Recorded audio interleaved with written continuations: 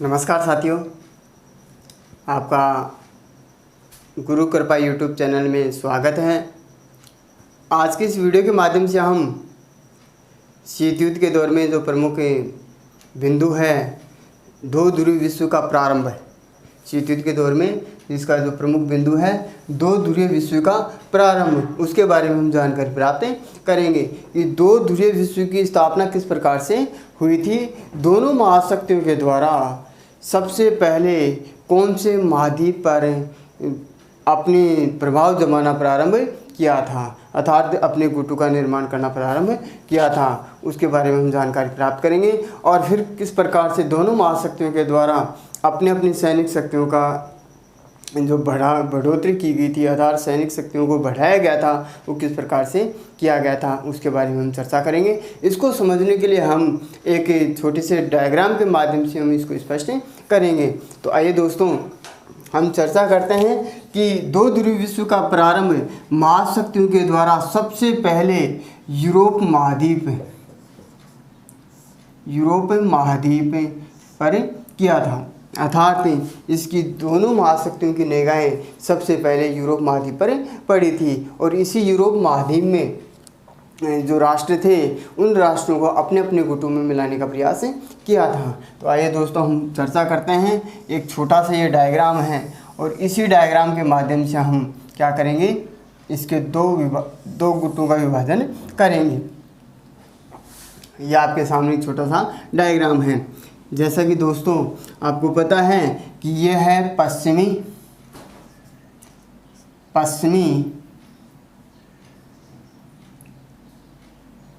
राष्ट्र, या इसको हम पश्चिमी यूरोप की संज्ञा भी दे सकते हैं। पश्चिमी यूरोप, जिसका नेतृत्व करने वाला जो था वो कौन था, अमेरिका। इसका नेतृत्व अमेरिका के द्वारा किया गया था। और यह है पूर्वी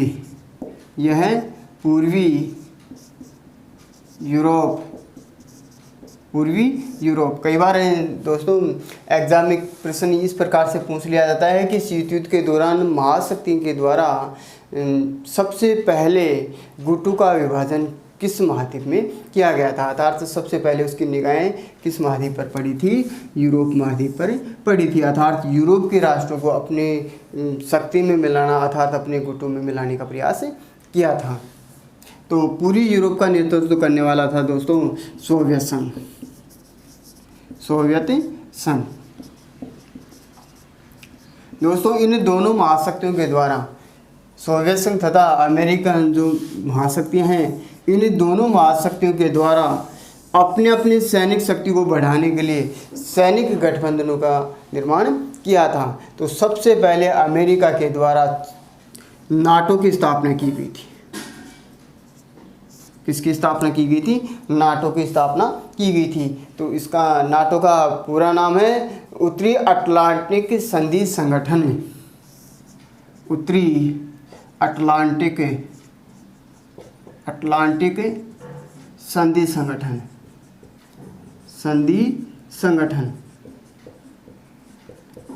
जो एक सैनिक संगठन है।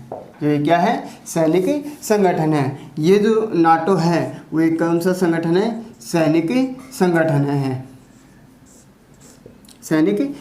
है, जिसकी स्थापना हुई थी 4 अप्रैल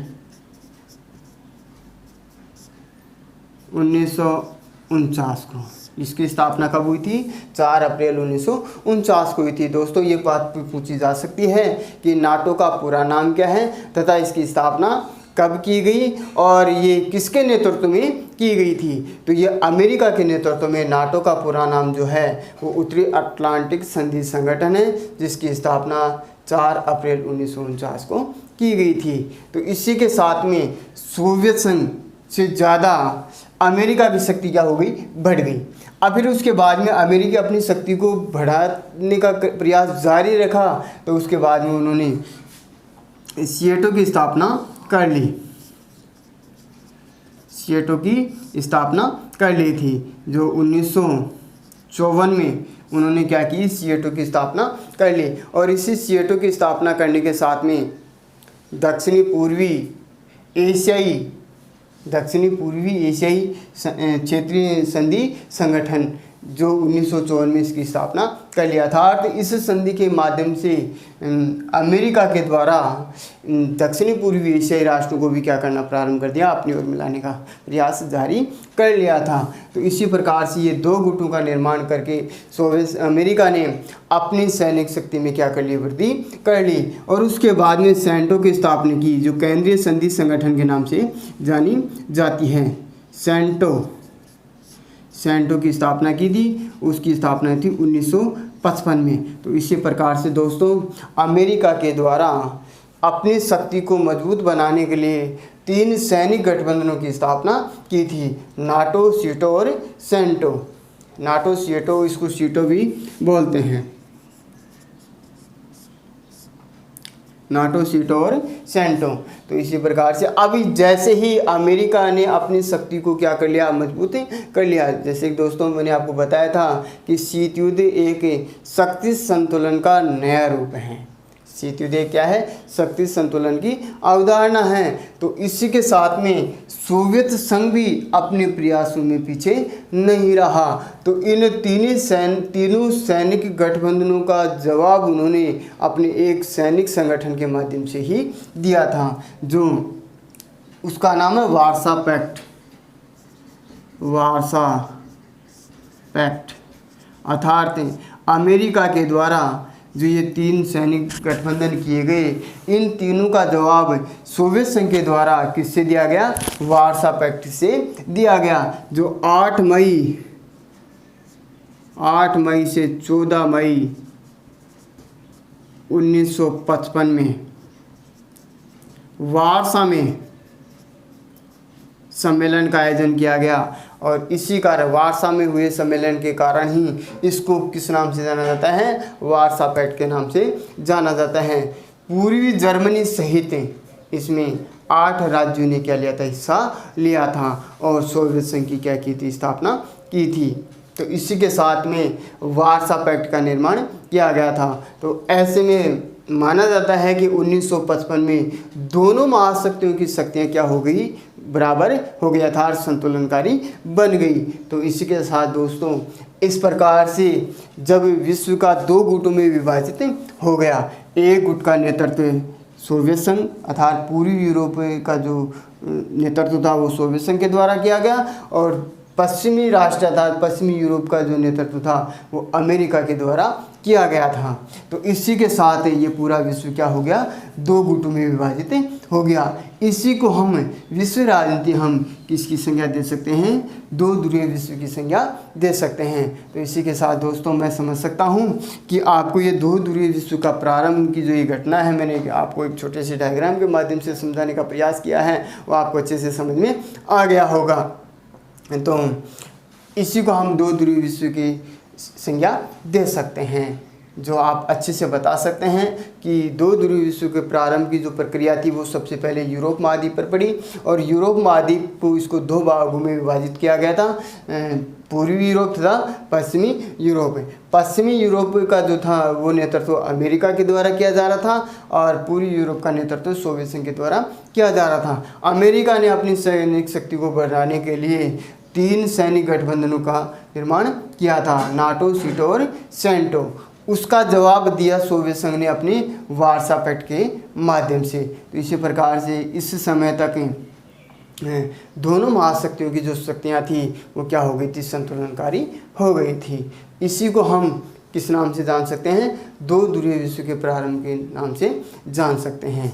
तो मैं समझ सकता हूँ दोस्तों ये बात आपको अच्छे से समझ में आ गई होगी। अब हम बात करते हैं इसकी जो प्रमुख घटना है क्यूबा का मिसाइल संकट, उसके बारे में हम चर्चा करेंगे। तो आप इसका स्क्रीनशॉट भी ले सकते हैं।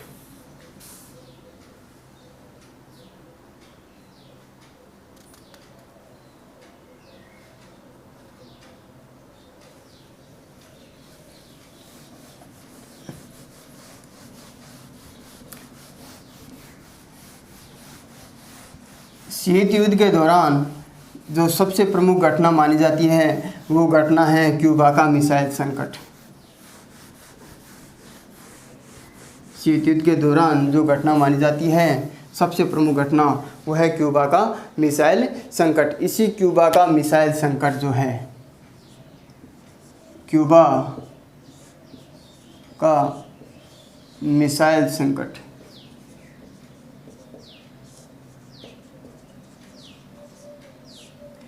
इस क्यूबा का मिसाइल संकट से संबंधित कई बार प्रश्न अलग अलग तरीके से पुटअप हो सकते हैं। ये भी पूछा जा सकता है कि क्यूबा का मिसाइल संकट की घटना कब घटित हुई, अर्थात क्यूबा में ये संकट कब आया। तो ये संकट आया था 22 अक्टूबर 1962 को। 22 अक्टूबर 1962 को, 22 अक्टूबर 1962 को ये संकट आया था। और इसी संकट को ध्यान में रखते हुए विद्वानों का कहना है कि ये संकट जो था वो ये कोई आम संकट नहीं था, क्योंकि इसी संकट ने पूरे विश्व को क्या कर दिया था, चकित कर दिया था, भयभीत कर दिया था कि ये कोई संकट कोई छोटा संकट नहीं है। क्योंकि अगर ये युद्ध में बदल जाता, ये संकट जब युद्ध में बदल जाता तो यह कोई छोटा संकट नहीं है। तीसरे विश्व युद्ध की संज्ञा भी इसी संकट को दी गई है, क्योंकि ये जो तीसरा ये संकट अगर युद्ध में बदल जाता, अर्थात तो वास्तव में युद्ध हो जाता, तो ये है तीसरा विश्व युद्ध की शुरुआत हो जाती, अर्थात परमाणु युद्ध की संज्ञा भी इसी संकट को दी गई थी। क्योंकि इस समय तक दोनों महाशक्तियों ने परमाणु शक्तियाँ क्या कर ली थी, आविष्कार कर लिया था। दोनों महाशक्तियों के पास में क्या था, परमाणु हथियार थे।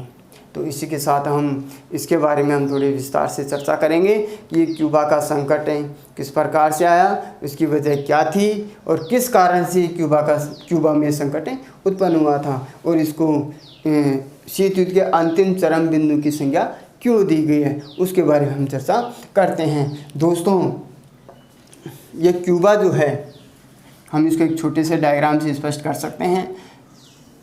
हम इसको अमेरिका मान सकते हैं, ये अमेरिका है, और हम इसको एक क्यूबा मान सकते हैं,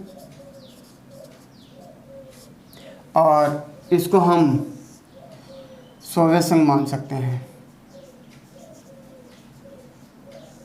सोवियत संघ। दोस्तों, हम इसको ट्रायंगल की संज्ञा दे सकते हैं, अमेरिका, क्यूबा और सोवियत संघ। अब ये जो क्यूबा है वो अमेरिका से सटा हुआ एक छोटा सा द्वीप है, अमेरिका से सटा हुआ एक छोटा सा द्वीप है। 1958 में क्यूबा में साम्यवादी शासन की स्थापना हो गई थी। क्यूबा में साम्यवादी शासन की स्थापना हो गई थी, किसके नेतृत्व में, फिदेल कास्त्रो के नेतृत्व में, फिदेल कास्त्रो के नेतृत्व में साम्यवादी शासन की स्थापना हो गई थी। साम्यवादी शासन की क्या हो गई थी, स्थापना हो गई थी। दोस्तों, आपको पता है कि ये क्या है, पूंजीवादी, और ये किसका समर्थन करता है, साम्यवाद का।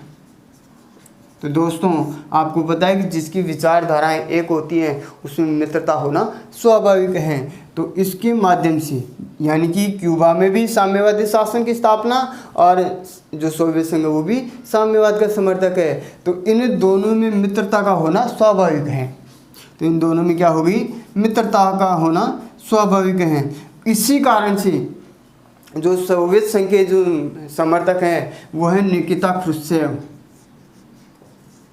निकिता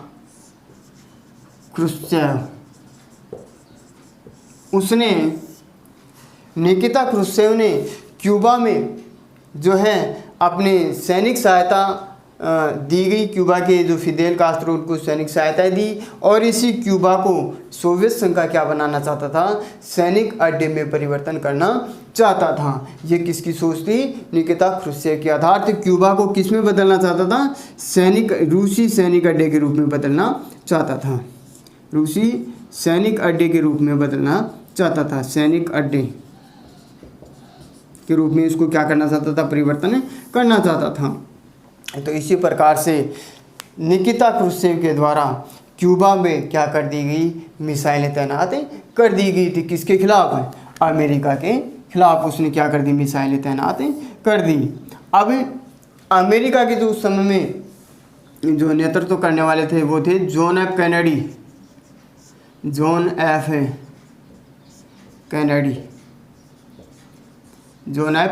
कैनेडी। इस जॉन एफ कैनेडी को इस बात की भनक नहीं लगी। लगभग 3 सप्ताह तक जो निकिता क्रुश्चेव के द्वारा क्यूबा में ये जो मिसाइलें तैनात की गई थी इसकी जानकारी नहीं लगी। अर्थात निकिता जॉन एफ कैनेडी को ये जो मिसाइलें तैनात की गई थी क्यूबा में उसकी जानकारी 3 सप्ताह तक नहीं लगे थे। तो इसी के साथ जैसे ही ये क्यूबा में मिसाइलें तैनात की गई उसको 3 सप्ताह बाद में ये जानकारी मिली तो ये अमेरिका क्या हो गया, भयभीत हो गया, क्योंकि इसने अपनी जासूसी के माध्यम से इसने क्या कर लिया, अपनी मिसाइलें तैनात कर दी। और अब इस समय में ऐसी स्थिति में अमेरिका के सामने सबसे बड़ी मुसीबतें आ गई थी। तो ऐसी स्थिति में जॉन एफ कैनेडी तथा उसके सलाहकारों ने उसको कुछ करने के लिए भी अचंभित कर दिया था कि अब क्या किया जाए। तो इस बात को ध्यान में रखते हुए जॉन एफ कैनेडी ने अपनी उदारवादी नीति के कारण, अपनी बुद्धिमत्ता के कारण इसका एक फैसला रखा कि उसने अपनी बुद्धिमत्ता के कारण उसने क्या किया, उसने कहा कि जो निकिता क्रुश्चेव अर्थात सोवियत संघ के द्वारा जो क्यूबा में जो मिसाइलें वगैरह जो भेजी जा रही हैं, परमाणु हथियार जो भेजे जा रहे हैं, जो समुद्री जहाज़ों के माध्यम से जो लाए जा रहे हैं, उन जहाज़ों को रोका जाए। उसने कदम उठाया कि समुद्री जो मार्ग से जो जहाज़ आ रहे हैं उन जहाज़ों को क्या किया जाए, रोका जाए। तभी ये जाकर के क्या हो सकता है, हम इसका सामना कर सकते हैं। तो उसने क्या किया, अमेरिका के द्वारा घेराबंदी कर दी गई, घेराबंदी की गई, अमेरिका के द्वारा घेराबंदी की गई तथा जहाजी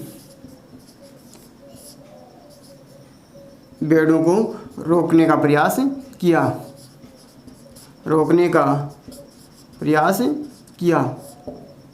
इसी बुद्धि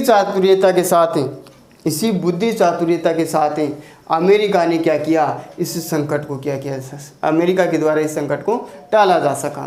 तो दोस्तों इस समय में मानो ऐसा लग रहा था, पूरा विश्व भयभीत हो रहा था कि अगर ये कोई संकट है, कोई छोटा संकट नहीं है। मतलब दोनों महाशक्तियाँ एक दूसरे के आमने सामने इस प्रकार से खड़ी हो गई थी कि अब तो युद्ध होने वाला है। और इसी बात को लेकर के पूरा विश्व क्या हो गया था, चकित हो गया था, क्योंकि दोनों महाशक्तियों के मध्य क्या थी, परमाणु हथियार थे। और इस परमाणु हथियारों का दुष्परिणाम द्वितीय विश्व युद्ध के दौरान विश्व ने देख लिया था। तो इसी प्रकार से उस समय में यह अनुमान लगाया जा रहा था कि अब कोई ये युद्ध होगा तो कोई छोटा मोटा युद्ध नहीं होगा, ये तीसरा विश्व युद्ध होगा जो परमाणु युद्ध के नाम से जाना जाएगा। तृतीय विश्व युद्ध अर्थात क्यूबा मिसाइल संकट को जो संज्ञा दी गई है वो किसकी संज्ञा दी गई है, परमाणु विश्व युद्ध की संज्ञा दी गई है, परमाणु विश्व युद्ध की संज्ञा दी गई है। लेकिन यह युद्ध नहीं हो पाया। और क्यों? क्योंकि अमेरिका के द्वारा जहाज़ों को रोका गया और क्यूबा पर क्या कर ली गई, घेराबंदी कर ली गई, जिसके कारण से ये युद्ध होने से क्या हो गया, बच गया था। तो इसी घटना को हम किस नाम से जान सकते हैं, क्यूबा के मिसाइल संकट के नाम से जान सकते हैं। तो दोस्तों यहाँ से इस घटना से संबंधित आपसे ये भी प्रश्न पुटअप हो सकता है कि क्यूबा संकट के दौरान अमेरिका के द्वारा किस नेता के वह नेता कौन था जिसके ने अमेरिका का नेतृत्व करने वाला कौन था? तो वह नेता था जॉन एफ कैनेडी, क्यूबा में था फिदेल कास्ट्रो, और सोवियत संघ का नेतृत्व करने वाला कौन था, निकिता क्रुश्चेव था। अब बात हम ये करते हैं कि ये घटना कब घटी, 22 अक्टूबर 1962 के दिन घटी। अब हम बात ये करते हैं कि क्वेश्चन ये पुटअप होता है कि क्यूबा का मिसाइल संकट शीत युद्ध का अंतिम चरम बिंदु था। क्यूबा का मिसाइल संकट शीत युद्ध का अंतिम चरम बिंदु था। अब ये अंतिम चरम बिंदु क्यों था? क्योंकि जब ये घटना घट जाती, जब ये घटना जो थी वो युद्ध में बदल जाती तो शीत युद्ध वहीं पे क्या हो जाता, समाप्त हो जाता। लेकिन ये घटना युद्ध में न बदल करके और शीत युद्ध को आगे लगभग 30 वर्षों तक और आगे बढ़ा दिया गया। शीत युद्ध को कितने वर्षों तक बढ़ा दिया, 30 वर्षों तक आगे बढ़ा दिया गया। अर्थात शीत युद्ध आगे 30 वर्षों तक और बढ़ गया था। और इसी कारण से इसको क्या कहा जाता है, इस घटना को शीत युद्ध का अंतिम चरम बिंदु कहा जाता है, क्योंकि यह उस समय में ये घटना घट जाती तो शीत युद्ध उस समय में क्या हो जाता, समाप्त हो जाता। लेकिन ऐसा नहीं हुआ था, क्योंकि शीत युद्ध उसके बाद में कितने वर्षों तक और बढ़ गया, लगभग 30 वर्षों तक और बढ़ गया था। तो दोस्तों मैं समझ सकता हूँ कि क्यूबा के मिसाइल संकट के संबंध में जो मैंने आपको जानकारी अवगत करवाई है वो आपको अच्छे से समझ में आ गई होगी, ऐसा मैं आशा करता हूँ। अब हम बात करते हैं, हमने शीत युद्ध के दौर में हमने शीत युद्ध के सामान्य परिचय के बारे में जानकारी प्राप्त कर ली है। उसके बाद में उसके उदय के कारण जो थे उसके बारे में हमने चर्चा कर ली है। अब इसके बाद में हम जो दो ध्रुवीय विश्व का प्रारंभ किस प्रकार से हुआ था उसके बारे में हमने चर्चा कर ली है। और क्यूबा का मिसाइल संकट की जो प्रमुख घटना थी शीत युद्ध के दौरान उसके बारे में हमने चर्चा कर ली है। अब हम इसके बाद में उसकी नेक्स्ट वीडियो में हम चर्चा करेंगे प्रमुख रूप से इसका जो आंदोलन था घुटने पैक्स आंदोलन, उसके बारे में हम चर्चा करेंगे। आज की इस वीडियो के माध्यम से बस इतना ही है। मैं आपसे यही आग्रह करूंगा कि आप इस वीडियो को ज़्यादा से ज़्यादा शेयर करें ताकि ये सभी लोगों तक पहुंच सके और उनको भी लाभ मिले और मुझे भी लाभ मिले, ताकि इससे मैं और प्रेरित होकर के आपके लिए अच्छी सी वीडियो तैयार करके आमने सामने रूबरू हो सकूं। धन्यवाद।